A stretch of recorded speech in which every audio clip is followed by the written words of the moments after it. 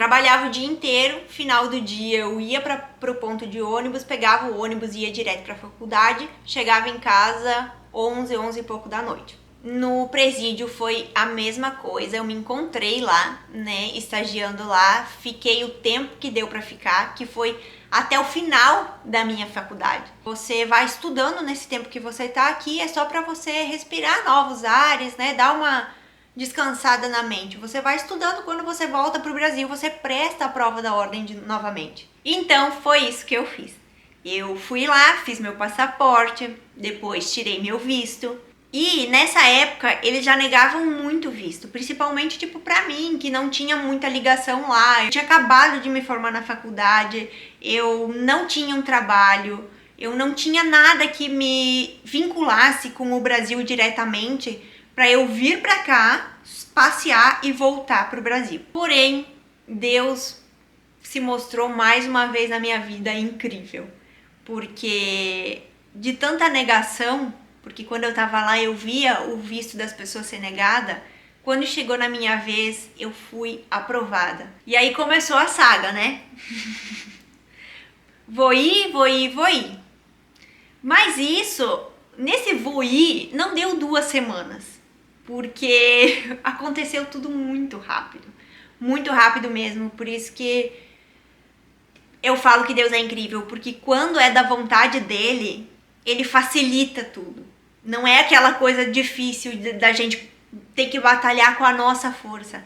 Não, é com o agir dele, é com a força dele. Aí começamos a olhar as passagens, então pra mim vim pra cá. Apareceu uma passagem que me mandaria lá pro Chile, de Porto Alegre para o Chile e do Chile para os Estados Unidos. E foi assim que eu fiz. Dia 27 de novembro de 2019, fui eu para o aeroporto de Porto Alegre. Eu nunca tinha viajado de avião antes para fazer um voo internacional, pousar em outros países, sem falar a língua daqueles países, completamente sozinha.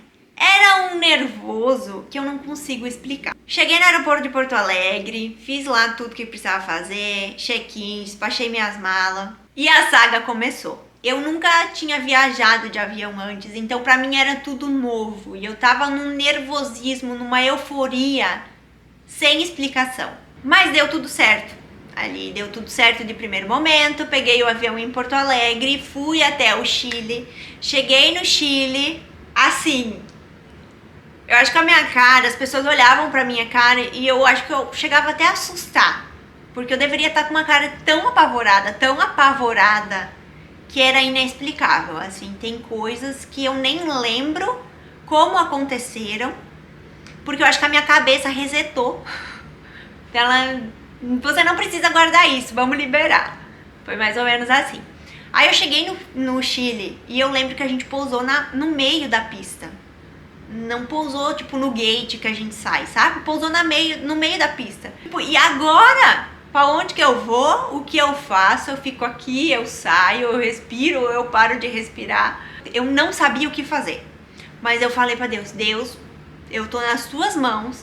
Se isso tudo deu certo, com tanta porta se fechando na minha vida, eu sei que é da sua vontade, que você não vai me deixar sozinha. E eu pensei, eu vou seguir o bonde, eu vou seguir todo mundo. Pra onde a maioria das pessoas estiverem indo, eu vou ir. E eu saí do avião, tinha um ônibus. Eu não sabia se tinha que pegar esse ônibus ou não. Lembrem, eu nunca tinha pisado dentro de um avião e muito menos dentro de um aeroporto depois que você faz o check-in e entra. Aí eu peguei e entrei dentro desse ônibus. E aí eu cheguei no aeroporto. Esse ônibus levou até uma porta do aeroporto. E aí eu lembro que tinha uma pessoa, um senhor que falava alguma coisa referente a Estados Unidos. Aí eu peguei e comecei a subir escadas seguindo as pessoas de lá. Quando eu cheguei lá em cima, eu precisava fazer, eu acho que um check-in. Não sei se era check-in ou o que era. O cara tirou foto, carimbou meu passaporte e deixou eu entrar. Entrei dentro, então eu tava já dentro do aeroporto. Era gente que não parava de andar, gente, e pessoas falando em espanhol. eu não entendendo nada, eu precisava procurar um banheiro, eu não conseguia, nem sabia que banheiro era banhos, e foi uma loucura. Mas encontrei o banheiro, liguei pra minha irmã me ajudar. Encontrei o banheiro, depois ela me ajudou eu ir lá na frente do meu gate que eu precisava esperar pra embarcar pra vir pros Estados Unidos. E eu acho que eu fiquei umas 3 horas de escala lá no Chile. Foram infinitas 3 horas. O tempo não passava. Quando chegou a hora de eu ir pra fila pra esperar pra entrar no avião, aí veio as meninas que trabalham ali no gate antes de entrar no avião, né? E elas vieram, quando chegou a minha vez, elas falavam em inglês, mas eu não entendia nada de inglês. Aí eu falei, eu nem sabia falar I don't speak English. Eu falei pra elas, eu não falo inglês. Aí ela começou a falar espanhol. Tão pouco eu falava espanhol e entendia espanhol. Porque uma coisa é você falar com alguém em espanhol que a pessoa fala devagar, hoje eu já consigo entender. Só que elas falavam muito, muito, muito rápido. E eu não conseguia entender nada. Elas desistiram de falar comigo. Elas, tipo, ok, vai ver o que vai acontecer com você. E, enfim, aí passou, eu fui, entrei, aí eles fizeram eu abrir minha mala, abrir computador, abrir tudo e me liberaram pra entrar no avião. Aí já era outro sentimento, era tipo, eu consegui nesse aeroporto, agora eu tenho uma viagem mais de 7 horas pra chegar em outro aeroporto, que aí sim que o bicho vai pegar. Entrei dentro do avião, encontrei o meu assento, sentei e capotei. Dormi. Gente, acho que eu tava tão nervosa que eu não conseguia ficar acordada. Eu tava cheia de fome, porque eu não tinha comido, né, desde que eu tinha saído de Porto Alegre. E eu tava só pela janta do avião e eu sentei e apaguei. Eu apaguei mesmo todas as horas, sabe? Eu acordei quando... Não sei quando que eu acordei. Eu não lembro quando eu acordei. E muita coisa que aconteceu, assim, nesse meio tempo, de coisas que eu precisei fazer dentro do aeroporto, eu não lembro, a minha mente excluiu por completo, desde que eu cheguei aqui. E aí cheguei, né, até o avião aterrissou, cheguei nos Estados Unidos. Pra onde que eu vou? Pra onde que eu tenho que ir agora? Que eu sabia que eu precisava passar pela imigração. Eu não podia descer sem passar na imigração. E o mesmo sistema. Desci do avião e comecei a seguir, porque todo mundo ia ter que ir pra imigração, né? Não tinha como as pessoas saírem de lá sem passar pela imigração. Era um labirinto, assim, o aeroporto era um labirinto. Eu desci no aeroporto do JFK, que foi em Nova York mesmo. Imenso. Aí desci, segui todo mundo, cheguei na área que faz a imigração, que a imigração tá lá. Eu não sabia falar inglês, né? O que a minha irmã fez? Uma folha, tipo, fez uma carta. E ela falou, quando você chegar, você entrega essa carta pra ele, porque nessa carta tinha aonde que eu ia ficar, quantos dias eu ia ficar e quanto dinheiro eu tava trazendo e essa coisa toda.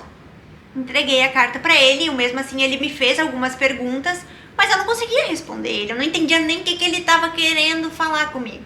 Então, tipo, quem dirá responder? Passou, ele me liberou, peguei as malas e agora por aonde que sai? Aí eu vi que tinha tipo um lugar onde a cordinha não tava atada e uns policiais ali, né? Eu falei, deve ser por aí que sai. Aí eu fui. Segui esse caminho e saí. Graças a Deus, quando eu saí, encontrei a minha irmã lá. Pela glória do Senhor, ela tava lá. Aí eu desabei, né? Quando eu cheguei, que aí eu vi ela, assim, eu perdi as forças nas pernas, no corpo inteiro.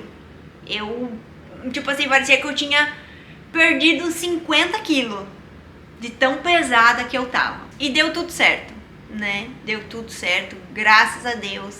Deus foi maravilhoso e permitiu que eu chegasse aqui sã e salva. Porém, eu não vim para os Estados Unidos para ficar. Eu vim para os Estados Unidos para passar um tempo aqui, que o meu visto era de 6 meses. 6 meses. Então eu vim para até no máximo 6 meses eu ficar aqui e voltar pro Brasil, né, para fazer a prova da OAB e seguir a minha vida lá. Mas não foi isso que aconteceu.